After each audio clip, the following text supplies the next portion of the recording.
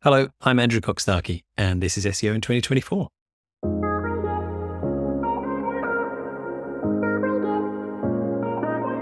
Andrew, what's your number one SEO tip for 2024?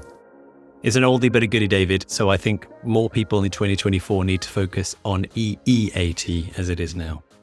Okay, so you mentioned EEAT there, but we were talking beforehand and you neglected to add on the T on the end.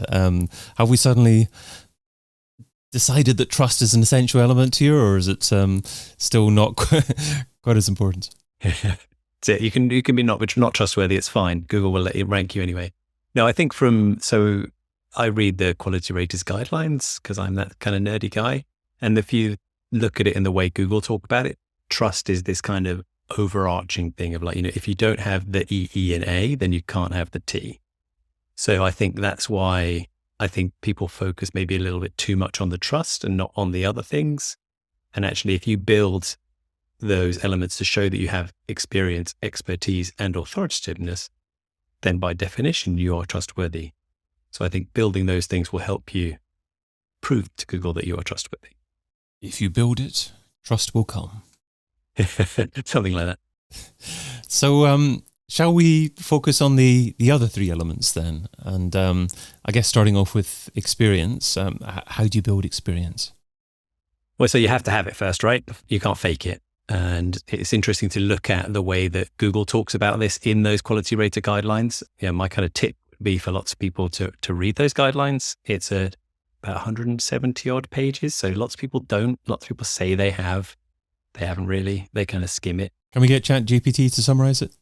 Yeah, probably. But if you look at the way that Google talks about it, they say things like, consider the extent to which the content creator has the necessary first-hand or life experience in the topic. And if you think about those kind of things, we always have those, people call their dad to come and, fix their plumbing for them, whatever. And it's, why'd you call your dad? Or why'd you call your neighbor or your uncle or your aunt? Or, it doesn't have to be gender specific.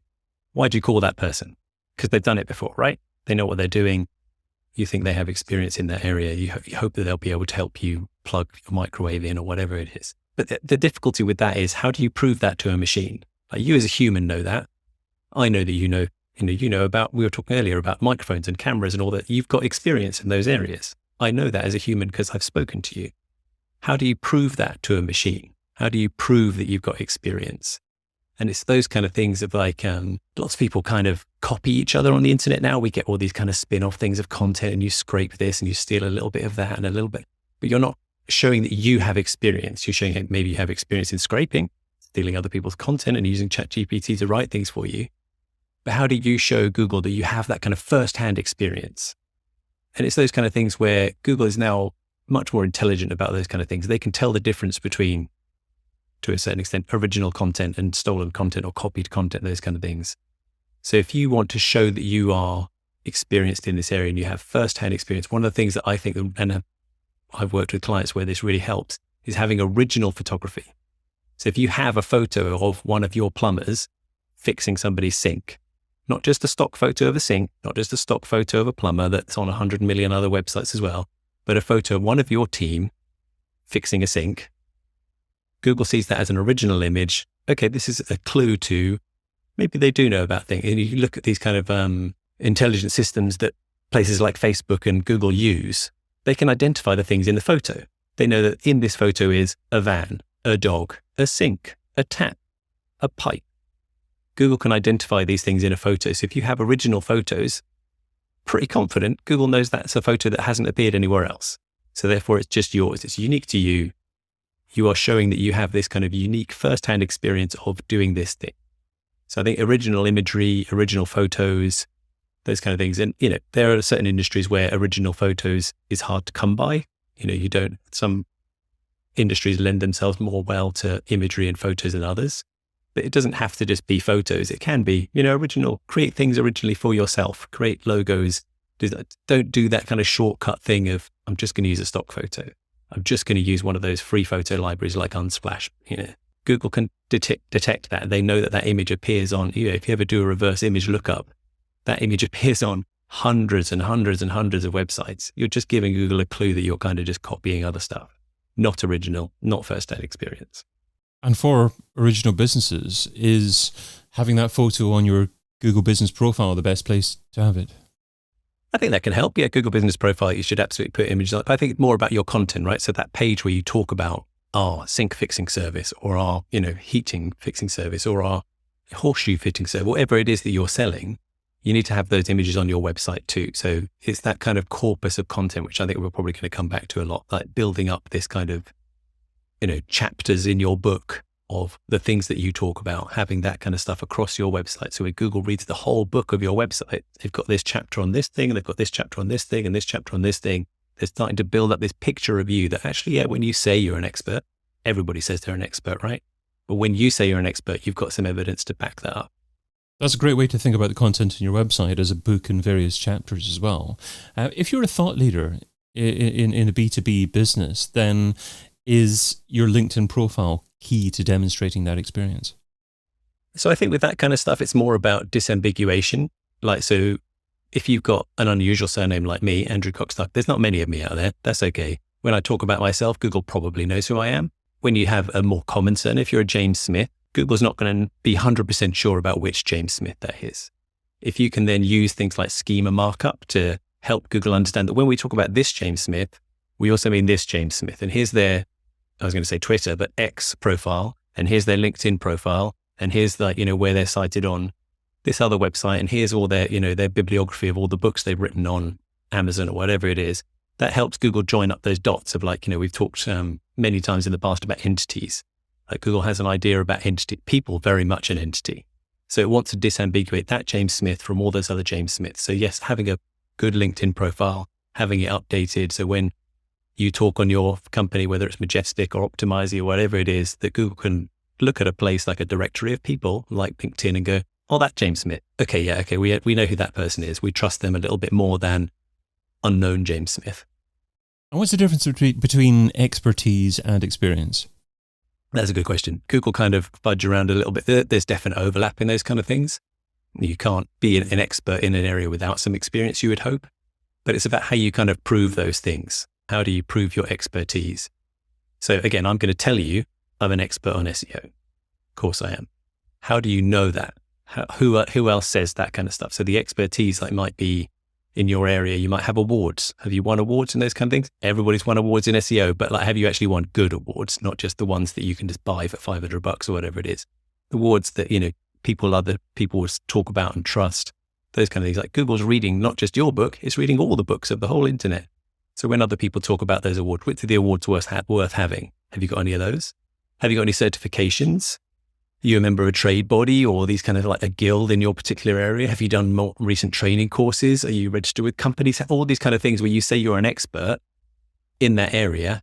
How can you prove it to a machine? If you wanted to say, I've got this person who's come to offer to re-roof my house and this person's registered with this trade body and this person has this qualification and this person has this certification, all those things that you can prove and that a machine can prove, because they can then go and look at those awards and they'll look through the archive of the website that hosts all those awards, and they'll find your name and they'll disambiguate it from all the other people with very similar names. It's that kind of stuff that you can prove your expertise. And then with experience, it's more, again, looking at the language and the way that Google talks about this kind of stuff in the quality rater guidelines. They're looking for that kind of first-hand experience. And some of that kind of stuff can come down to the way you talk about stuff. So when you talk about things that you've done on your website and the content that you write and all those kind of things, using that language about, we did this, we found that this kind of thing happened, that we don't do it this way because when we did it this way in the past, it broke or it didn't work or it's more expensive or more time consuming, or the result was how do you use the words and use language to convey your experience to a machine that's going to be looking for these clues about, have you actually done this? Or are you just an affiliate website kind of trying to use all the right buzzwords and keywords and things because you want to rank and just make money when people click that link? And there's expertise where social proof comes in as well, with things like review sites. So reviews of you or reviews of that particular product? I guess in this instance, when we're talking about expertise, it would be reviews of a company, of a particular product. Yeah, again, that kind of thing. So Google's going to be looking for proof. So they want to know, can you prove it? So of course, again, we come back to this thing of, are you an expert in this area? Everyone says yes. Do other people say you're an expert in this area? So I'm saying I'm an expert on SEO. Social proof might be that you're talking to me about SEO, David. You're a well-known chap in SEO. The SEO in 2024 book will be yet again another bestseller, I'm sure. It's a clue to Google that if you're talking to me and I'm cited in this book, that's another clue. That's more social proof that maybe he does know what he's talking about with SEO, at least to an extent. It's that kind of thing where, who else says you're good? And that's where kind of that kind of Venn diagram of circles is going to overlap, right? We're talking about expertise. We're talking about social proof. That overlaps very much with authoritativeness. Can never say that word. But the way that Google talks about this kind of stuff, your authority, you have to be, in Google's words, the go-to source. Would this person be your go-to source for X? So if you're looking for SEO experts, is Andrew your go-to source? Maybe not. After like a leader and other people have, said no, you might come down eventually to the bottom of the list. You come to somebody like me. But so, I'm in the ballpark. And again, that kind of thing where you're talking about that person that's going to re-roof your house. He says he's an expert roofer. You go and look on somewhere like Trustpilot or Trust a Trader or whatever the kind of equivalent review sites are for that business or industry. And they all say they're rubbish. Don't use this company. They're cowboys. They're probably not that authoritative. If you've got lots of other things that say, oh, we had our roof redone. They were amazing. 5 stars, would use them again. That's another clue that building up that kind of authority. And what are the key ways that we build our authority, that we drive authoritativeness? Do we simply appear in as many industry publications as possible and get reference? Do we build up schema on our site in relation to who we are and why we're a significant authority in the industry? Yeah, so I think those kind of things where if you want to be known as an expert and known as authoritative, then you need absolutely other people to be saying it for you. You saying you're an expert is great, is a good start. I'm not saying you shouldn't say that, but you need other people to be saying it for you. And again, helping Google join those dots, disambiguate all those things. So when other people talk about you and say what a great job you do and how fantastic you are and how authoritative you are, cite that on your websites too, like boast about it. People do those kind of things. They say, oh, look, we were mentioned in the Telegraph's best 100 companies, or we were mentioned in the local area, like the Cambridge Evening News's best marketing companies in Cambridge said we were one of the best ones. Those kind of things. And you can reference those and help Google understand that when that site talks about Optimizy and they maybe spelt your name wrong, they do mean you because you mentioned it too. And you can put that in schema and you can join all those dots up and help Google understand that actually, yes, this we're starting to build up a clearer picture of who this company is, who this person is, what they do, who else talks about them, who else says they're good, bad, indifferent. Those are the kind of things that Google's going to be looking for. Is EEAT the way that we position ourselves as being head and shoulders above AI in terms of the quality of the content, the relevance of the content, the authoritativeness of the content? Or what's your opinion of content that's produced by AI? Is it eventually going to be as good and as consumable and relevant to consumers?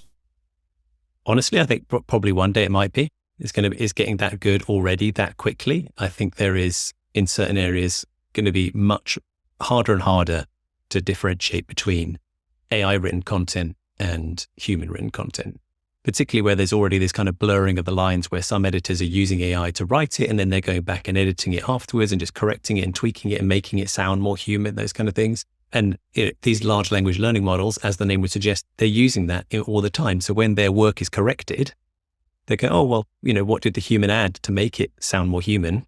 Oh, they did this and this. Okay, I can learn that. I can do that. I can repeat that, those kind of things. So I think there is an element of that. But I think for now, it's usually easier to tell the difference between some of the machine written content. And again, you look at the quality raters guidelines, Google talk about this kind of stuff. One of their kind of important things is they say this content has to be trustworthy, safe, and consistent. And it says, literally explicitly says in the quality raters guidelines, give it the lowest possible rating. So they're telling the quality raters, they're looking at websites, you have this kind of high, middle, and low. Is a good website good, middle, or bad? And you should give it the lowest possible rating if it's created with so little effort, originality, or talent or skill that the page fails to achieve its purpose. That is Google's words. It's those the kind of thing. So they're looking for this, the main content is copied, auto-generated, or otherwise created without adequate effort. Google's looking out for this kind of stuff. They know that people are doing it, and to an extent, it was already happening, right? Before ChatGPT came in and wrote all our content for us, People were using RSS feeds and scrapers and various different tools to combine bits and pieces to kind of jigsaw together an article. And Google kind of spotted that. It's not terribly useful. Doesn't take a great deal of effort. Like most things in SEO, if it's easy, it's probably not a good long-term solution. It might work for a bit, but probably not for long. If an SEO is struggling for time, what should they stop doing now so they can spend more time doing what you suggest in 2024? As always, stop buying links. So I think we all get these emails where it's like, stop buying, people say, I'll sell you this link for $50. If you can set up an inbox filter to scrape all those things out, that would be useful. So I think, stop buying links is my stock answer every year. But I think so for something slightly different, maybe stop pursuing trust quite so much. I think if you can build up and show your expertise, authoritativeness, and experience in these areas, Google will start to build up and have a more trustworthy overview of your site as a whole. Andrew Cock-Starkey is founder at Optimizy, and you can find him over at optimizy.com. Andrew, thanks so much for being part of SEO in 2024. Thanks, David. I've been your host, David Bain. Get your copy of SEO in 2024, the book, over at SEOin2024.com.